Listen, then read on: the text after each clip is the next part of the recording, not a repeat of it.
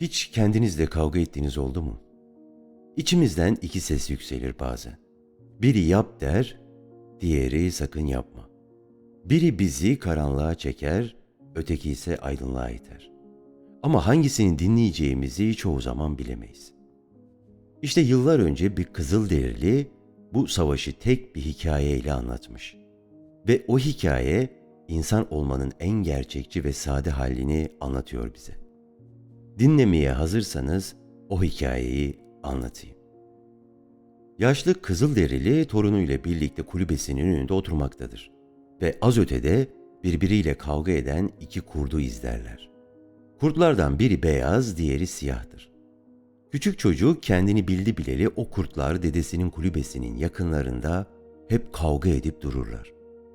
Bunlar dedesinin sürekli izlediği iki iri kurttur. Çocuk dedesinin neden sürekli bu kurtları izlediğini hep merak eder. Bir gün dedesine bunun sebebini sorar. Yaşlı adam bilgece bir gülümsemeyle torununun sırtını sıvazlar ve "Onlar benim için iki simgedir evlat" der. "Neyin simgesi?" diye sorar çocuk. Dedesi, "İyilikle kötülüğün simgesi. Aynen şu gördüğün kurtlar gibi iyilik ve kötülük de içimizde sürekli kavga eder durur. Onları seyrettikçe ben hep bunu düşünürüm. Onun için onları sürekli seyrederim." Çocuk, kavga varsa kazanın da olmalı diye düşünür ve her çocuğa has, bitmeyen sorulara bir yenisini daha ekler. "Peki, sence hangisi kazanır bu kavgayı?" diye sorar dedesine.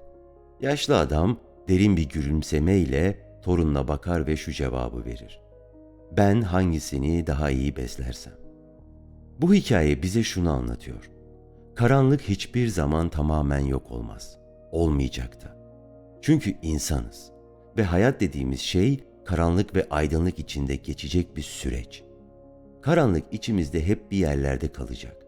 Ama onu dinlemek, anlamak, yönünü değiştirmek bizim elimizde.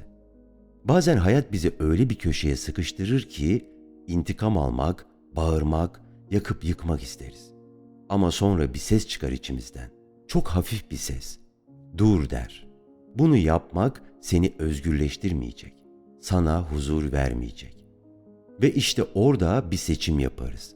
Belki küçük bir seçimdir yaptığımız. Ama karakterimizi, geleceğimizi, hatta kim olacağımızı belirleyen seçimdir o. Kısacası hayat bize iki kurt verir. Ama hangisinin büyüyüp güçleneceğine her gün yeniden biz karar veririz. Karanlık içimizden hiçbir zaman gitmez. Ama ışığı büyüterek karanlığa hükmetmek yine bizim elimizdedir. Nietzsche şöyle der: "Kim canavarlarla savaşırsa sonunda kendisi de canavar olur. Çünkü uçuruma uzun süre bakarsan uçurum da sana bakar." Siyah kurdu düşünmek aslında farkında olmadan onu beslemektir. Carl Jung da bu fikri şu sözle tamamlar: "Karanlığın farkına varmadıkça ışığın ne olduğunu anlayamazsın."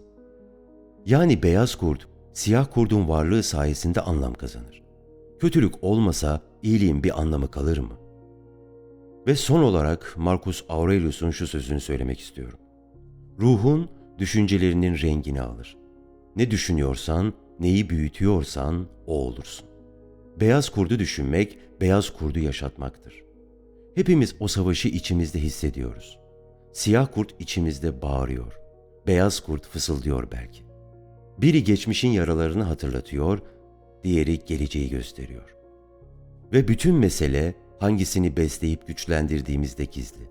Siyah kurt her zaman orada olacak, bu asla değişmez. Ama beyaz kurt biz hatırladıkça yaşayacak.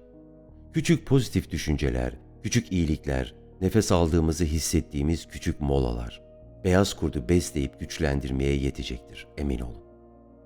Bu videoyu sonuna kadar izleyip dinlediğiniz için öncelikle teşekkür ederim. Eğer bu ses, bu hikaye sizde bir farkındalık uyandırdıysa mutlaka yorum kısmına düşüncelerinizi yazın. Belki başkaları da beyaz kurdu hatırlar. Videoyu beğenmeyi ve kanalıma destek olmak için abone olmayı da lütfen unutmayın. Bir sonraki hikayede görüşmek dileğiyle. Hoşça kalın.